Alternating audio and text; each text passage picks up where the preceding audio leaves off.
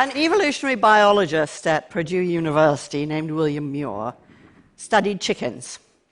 He was interested in productivity. I think it's something that concerns all of us. But it's easy to measure in chickens because you just count the eggs. He wanted to know what could make his chickens more productive, so he devised a beautiful experiment. Chickens live in groups, so first of all he selected just an average flock, and he let it alone for 6 generations. But then he created a second group of the individually most productive chickens. You could call them super chickens. And he put them together in a super flock, and each generation he selected only the most productive for breeding. After 6 generations had passed, what did he find? Well, the first group, the average group, was doing just fine. They were all plump and fully feathered, and egg production had increased dramatically. What about the second group? Well, all but 3 were dead. They'd pecked the rest to death. The individually productive chickens had only achieved their success by suppressing the productivity of the rest. Now, as I've gone around the world talking about this and telling this story in all sorts of organizations and companies, people have seen the relevance almost instantly, and they come up and they say things to me like, that super flock, that's my company. Or, that's my country. Or, that's my life. All my life I've been told that the way we have to get ahead is to compete. Get into the right school, get into the right job, get to the top. And I've really never found it very inspiring. I've started and run businesses because invention is a joy, and because working alongside brilliant creative people is its own reward. And I've never really felt very motivated by pecking orders or by super chickens or by superstars. But for the past 50 years, we've run most organizations and some societies along the super chicken model. We've thought that success is achieved by picking the superstars, the brightest men or occasionally women in the room, and giving them all the resources and all the power. And the result has been just the same as in William Muir's experiment: aggression, dysfunction, and waste. If the only way the most productive can be successful is by suppressing the productivity of the rest, then we badly need to find a better way to work and a richer way to live.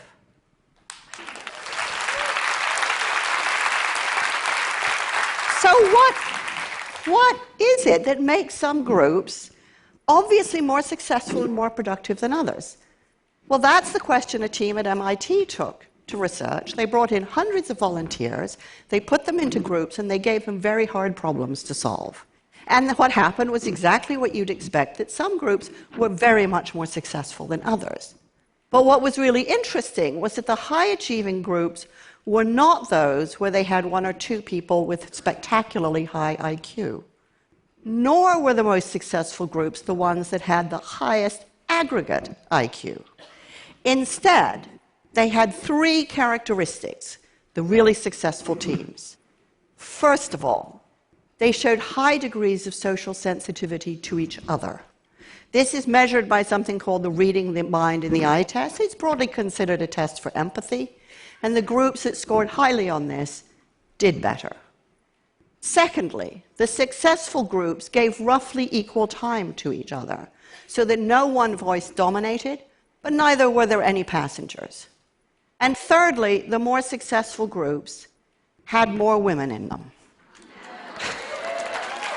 Now, was this because women typically score more highly on the reading the mind in the eye test, so you're getting a doubling down on the empathy quotient? Or was it because they brought a more diverse perspective? We don't really know. But the striking thing about this experiment is that it showed what we know, which is some groups do better than others. But what's key to that is their social connectedness to each other. So how does this play out in the real world? Well, it means that what happens between people really counts. Because in groups that are highly attuned and sensitive to each other, ideas can flow and grow, people don't get stuck, They don't waste energy down dead ends. An example. Arup is one of the world's most successful engineering firms, and it was commissioned to build the equestrian center for the Beijing Olympics.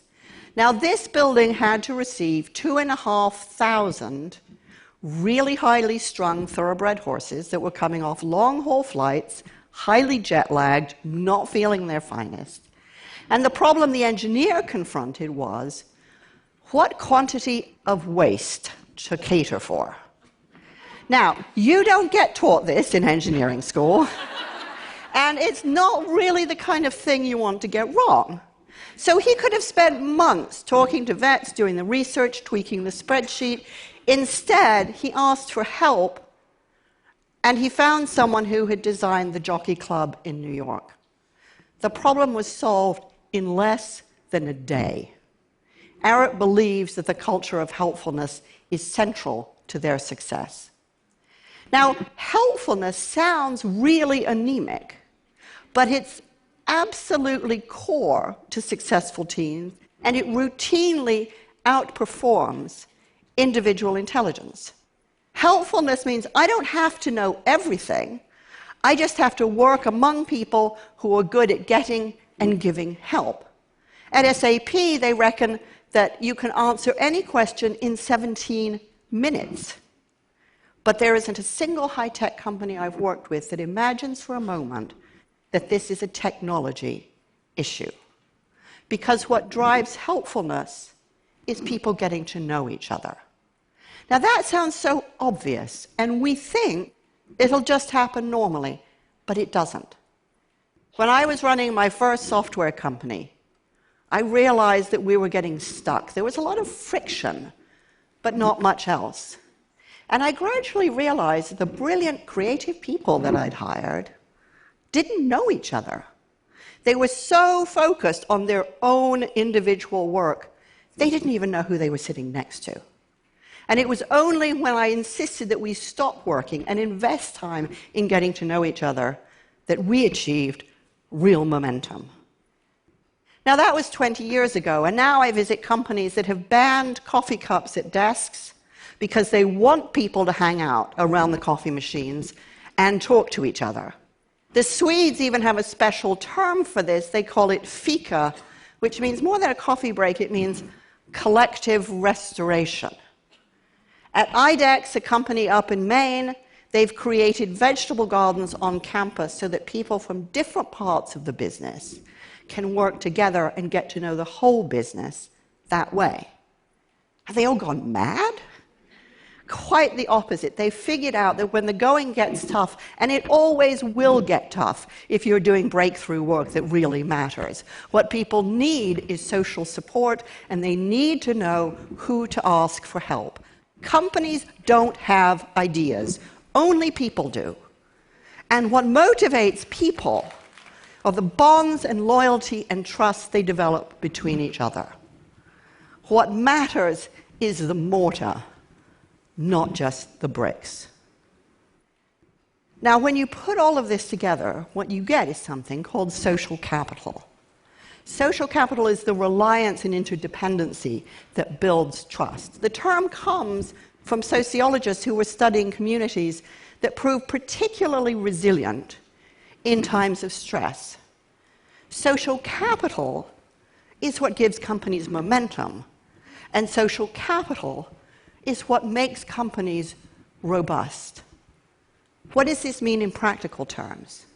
It means that time is everything, because social capital compounds with time. So teams that work together longer get better, because it takes time to develop the trust you need for real candor and openness. And time is what builds value. When Alex Pentland suggested to one company that they synchronize coffee breaks so that people would have time to talk to each other, profits went up $15 million and employee satisfaction went up 10%. Not a bad return on social capital, which compounds even as you spend it.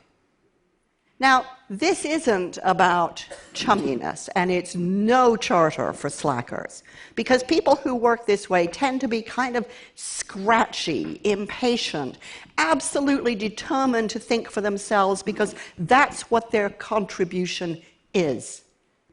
Conflict is frequent because candor is safe. And that's how good ideas turn into great ideas. Because no idea is born fully formed. It emerges a little bit as a child is born, kind of messy and confused, but full of possibilities. And it's only through the generous contribution, faith, and challenge that they achieve their potential. And that's what social capital supports. Now, we aren't really used to talking about this, about talent, about creativity in this way. We're used to talking about stars. So I started to wonder, well, if we start working this way, does that mean no more stars? So I went and I sat in on the auditions at the Royal Academy of Dramatic Art in London, and what I saw there really surprised me, because the teachers weren't looking for individual pyrotechnics. They were looking for what happened between the students, because that's where the drama is. And when I talked to producers of hit albums, they said, oh, sure, we have lots of superstars in music. It's just they don't last very long. It's the outstanding collaborators who enjoy the long careers, because bringing out the best in others is how they found the best in themselves. And when I went to visit companies that are renowned for their ingenuity and creativity, I couldn't even see any superstars because everybody there really mattered. And when I reflected on my own career and the extraordinary people I've had the privilege to work with, I realized how much more we could give each other if we just stopped trying to be super chickens.